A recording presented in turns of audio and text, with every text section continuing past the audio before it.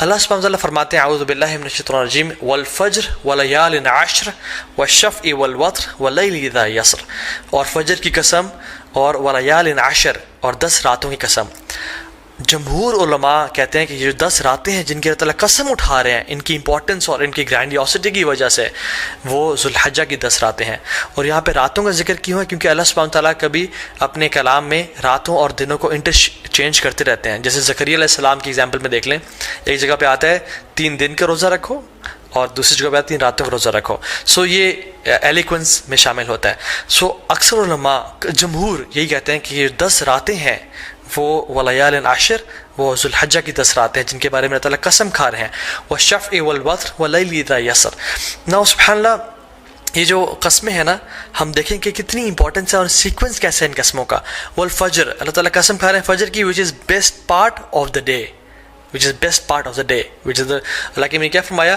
اللہم اجعل بارک لامتی فی بکورہا، یا اللہ میری امت کے لیے برکت ڈال دے فجر کے وقت میں، صبح کے وقت میں۔ تو this is best part of the day. بلکہ کچھ علماء تو یہ بیان بھی کرتے ہیں کہ یہ جو والفجر ہے نا ود الف لام، یہ یوم العرفہ کی فجر کی قسم کھا رہے ہیں اللہ تعالیٰ۔ یہ کوئی جنرل قسم نہیں ہے بلکہ یوم العرفہ کی فجر کی جو قسم ہے اللہ تعالیٰ وہ کھا رہے ہیں۔ ولیال عشر، اور بہترین 10 راتوں کی قسم کھا رہے ہیں۔ پہلی قسم کھائی best part of the day کی، دوسری قسم کھائی best days of the year کی، اور تیسری قسم کھائی والشفع والوتر and by the odd and by the even۔ اللہ تعالیٰ best days in these 10 days کی قسم کھا رہے ہیں، which is the 9th and the 10th of حج، یوم العرفہ and یوم النحر، عید کا دن اور عرفہ کا دن۔ اللہ اکبر۔ اور پھر فرمایا واللیل اذا یسر، اور اللہ تعالیٰ یہاں پہ رات کے بہترین حصے کی قسم کھا رہے ہیں، which is the 3rd part of the night۔ اور پھر فرمایا حل فی ذلک قسم لذی حجر، یہ جو قسمیں ہیں نا یہ صاحب العلم والفضل کے لیے بہت بڑی بڑی قسمیں ہیں۔ یہ ان لوگوں کے لیے قسمیں ہیں جو کہ they possess intellect and knowledge. تو قرآن میں تو ان 10 ایام کے بارے میں آ گیا۔ حدیث میں کیا آتا ہے؟ عبداللہ ابن عباس رضی اللہ تعالیٰ عنہ فرماتے ہیں کہ اللہ کے نبی صلی اللہ علیہ وسلم نے فرمایا there are no days in which righteous deeds are more beloved to Allah subhanahu wa ta'ala than these days۔ اللہ اکبر۔ تو صحابہ were surprised، انہوں نے کہا یا رسول اللہ والجہاد فی سبیل اللہ، کیا اللہ کے راستے میں جہاد بھی؟ انہوں نے کہا ہاں، اللہ کے راستے میں جہاد کرنے سے بھی افضل یہ ان 10 دنوں میں کیے جانے والے اعمال ہیں۔ اب صحابہ نے جہاد کے بارے میں کیوں پوچھا؟ کیونکہ جہاد فی سبیل اللہ، اللہ اکبر، یہ اسلام کی چوٹی ہے۔ اٹ از یہ اسلام کی سربلندی ہے، اور اتنے فضائل ہیں مجاہد کے لیے کہ ہم امیجن نہیں کر سکتے۔ آج اب اگر اس پر بات کرنے لگیں تو ہماری راتیں گزر جائیں۔ لیکن صحابہ اور سرپرائز کہ جہاد سے بھی زیادہ؟ انہوں نے کہا جی جہاد سے بھی زیادہ۔ لیکن ایک ایکسیپشن دی کہ جو مجاہد، جو شخص جو اسٹرائیو کرنے والا ہے، وہ اپنے مال اور اپنے نفس کے ساتھ جائے اور اپنے تمام مال کو بھی لگا دے اور اپنی جان کو بھی قربان کر دے اور کسی کے ساتھ نہ لوٹے، تو اس سے بہتر کوئی نہیں ہو سکتا۔ لیکن اس کے بعد جو اللہ تعالیٰ کو بہترین اعمال ہیں، پسند ہیں، وہ کون سے ہیں؟ جو ان 10 دنوں میں کیے جاتے ہیں۔ عبداللہ بن عباس نے یہ روایت کو نقل کیا۔ اب ان کا کیا رد عمل تھا، ان کا کیا ایٹیٹیوڈ تھا ان 10 دنوں کے حوالے سے؟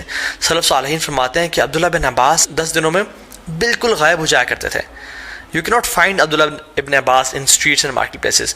وہ اپنے آپ کو ڈیڈیکیٹ کر لیتے to صلاح، ذکر، عبادات، تحلیل و تکبیر و تحمید اور تمام نیک اعمال کے لیے۔ ایک اور حدیث میں آتا ہے، اللہ نے فرمایا کہ there are no days in which righteous deeds are more beloved to Allah subhanahu wa ta'ala than in these 10 days، so recite a great deal of تحلیل و تکبیر و تحمید۔ تو کثرت کے ساتھ تم ان دنوں میں کیا کرو؟ تحلیل لا الہ الا اللہ پڑھو، و تکبیر اللہ اکبر پڑھو، و تحمید الحمدللہ پڑھو، and of course سبحان اللہ as well۔ تو کثرت کے ساتھ ان کا ذکر کرو۔ ان دنوں کی امپورٹنس کیوں ہے؟ سم آف دا علماء سے کہ اللہ سبحانہ تعالیٰ نے عرفہ کے دن الیوم اکملت لکم دینکم واتممت علیکم نعمتی ورضیت لکم الاسلام دینا، عرفہ کے دن اسلام کو کمپلیٹ کیا اور مکمل کیا۔ اور ان 10 دنوں میں اللہ اکبر تمام اسلام کے ارکان اکٹھے ہو جاتے ہیں۔ التوحید، شہادتین، لا الہ الا اللہ محمد رسول اللہ، جو شخص پڑھنا چاہے پڑھے، اور لبیک اللہم لبیک لبیک لا شریک لک لبیک، انسان اللہ کی توحید کا اقرار کر رہا ہوتا ہے، نمازیں پڑھ رہا ہوتا ہے، حج کر رہا ہوتا ہے، انسان چاہے تو زکوٰۃ دے سکتا ہے ان مہینوں میں اور روزے رکھ سکتا ہے۔ تو تمام ارکان اسلام ان 10 دنوں میں اکٹھے کر لیے جاتے ہیں۔ Now fasting 2 days, کون سے 2 ایام ہیں جن کا اگر انسان روزہ رکھے تو 3 سال کے گناہ معاف ہو جاتے ہیں. Yes, you heard me right. 3 سال کے گناہ معاف ہو سکتے ہیں اگر ہم 2 دن کا روزہ رکھیں. حدیث میں کیا آتا ہے؟ رسول اللہ صلی اللہ علیہ وسلم نے فرمایا کہ جو شخص عرفہ کے دن کا روزہ رکھتا ہے اللہ سبحانہ تعالیٰ اس کے پچھلے سال کے اور اگلے آنے والے سال تمام گناہ معاف کر دیتے ہیں. کچھ علماء نے کہا کہ یہ صغیرہ گناہوں کی بات ہو رہی ہے، لیکن سٹل تمام گناہ معاف ہونے کی بات ہو رہی ہے. اور یوم عاشورہ جو کہ محرم میں ہے، 10 محرم، جو شخص یوم عاشورہ کو روزہ رکھتا ہے اللہ تعالیٰ اس کے پچھلے 1 سال کے گناہ معاف کر دیتے ہیں. تو میں آپ کو ایگزامپل دیتا ہوں، اگر ابھی 1441 چل رہا ہے تو جو شخص عرفہ کا روزہ رکھے گا اس کے 1440 کے گناہ اور 1442 کے گناہ معاف ہو جائیں گے. اور جو شخص اب بالکل اگلے مہینے محرم کے مہینے یوم عاشورہ کو روزہ رکھے گا ود 9th ایز ویل، تو اس کے 1441 کے بھی گناہ معاف ہو جائیں گے.